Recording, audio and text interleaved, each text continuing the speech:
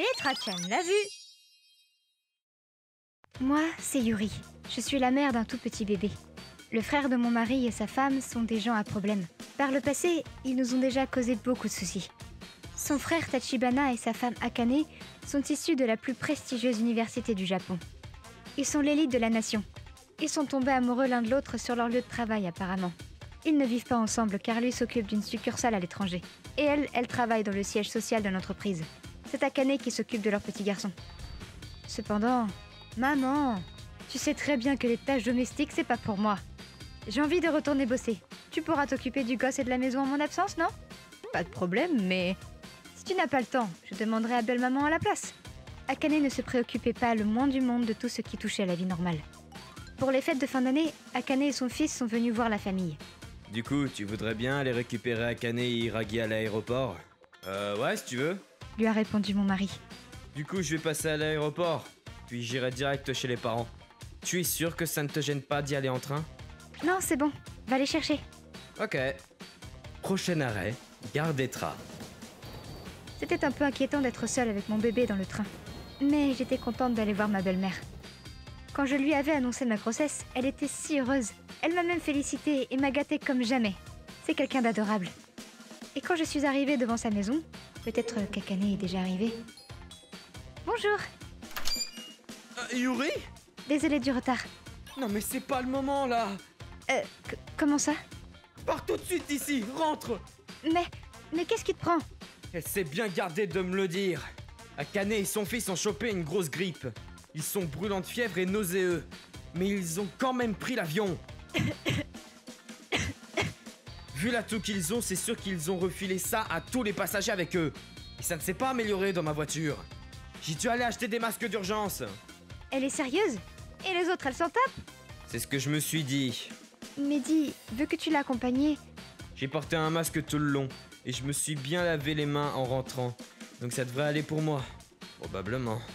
Mais de leur côté, j'ai payé l'avion. Je n'allais pas jeter le billet pour un rube. Elle a raison.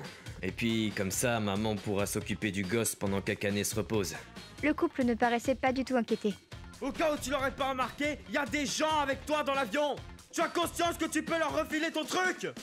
Ils nous ont juste dit de faire attention. Tant qu'ils ne savent pas que c'est une grippe, c'est bon, non? Quoi?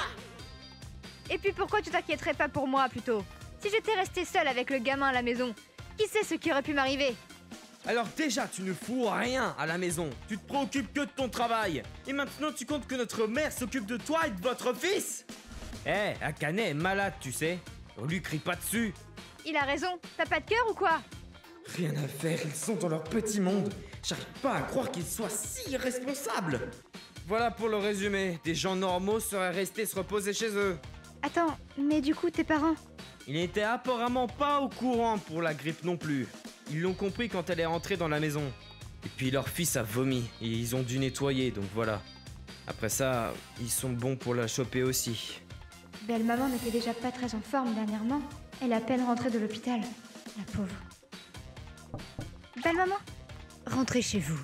Tous les deux. Prenez notre voiture pour le retour. Je suis désolée. Vous étiez à peine remise. Vous n'avez pas mérité ça. J'aimerais pouvoir faire plus pour vous. Tu as déjà un bébé dont tu dois t'occuper. Ne t'en fais pas pour nous. On a fini par rentrer chez nous dans la voiture de ma belle-mère. Comme il fallait s'y attendre, tout le monde attrapa la grippe. Par miracle, mon mari et moi nous en sommes sortis. Avec un aussi petit bébé, ça aurait vraiment été la catastrophe si nous avions été infectés. Heureusement que nous n'avons rien. Mais je suis quand même inquiète pour belle-maman. Vu qu'Akane ne sait rien faire à la maison, c'est sûrement elle, malgré sa maladie, qui va s'occuper de la cuisine. Elle est déjà si âgée. J'aimerais tant pouvoir faire quelque chose pour elle. Si j'y allais, peut-être que... Alors que la nouvelle année venait de commencer, mon mari reçut un appel de Tachibana. Qu'est-ce qu'il y a? Quoi, qu'est-ce qu'il y a? Pourquoi t'es pas venu donner un coup de main? Tu pars comme ça alors qu'on est tous malades. T'es vraiment gonflé. Ramène-toi! C'est pas plutôt toi qui es gonflé? On a un bébé à la maison, tu te souviens? Tu crois qu'on a le temps de venir s'occuper de vous? C'est hors de question! Hey! Mon mari refusa catégoriquement sa requête. Puis ce fut sa mère qui appela. Oui, ok. Yuri, ma mère vient de me dire qu'ils sont tous guéris, il n'y a plus de risque. Ouf! Je suis contente que mes beaux-parents soient guéris. Mais même s'ils vont mieux, ils ont dû en baver. J'irai leur rendre visite pour pouvoir leur permettre de se reposer. D'après mon mari, mes beaux-parents ont passé un savon à Akane et Tachibana. Akane, tu ne penses qu'à ton travail. Tu ne sais rien faire d'autre à la maison. Tu ne sais même pas t'occuper de ton fils. Et vous osez vous prétendre parents?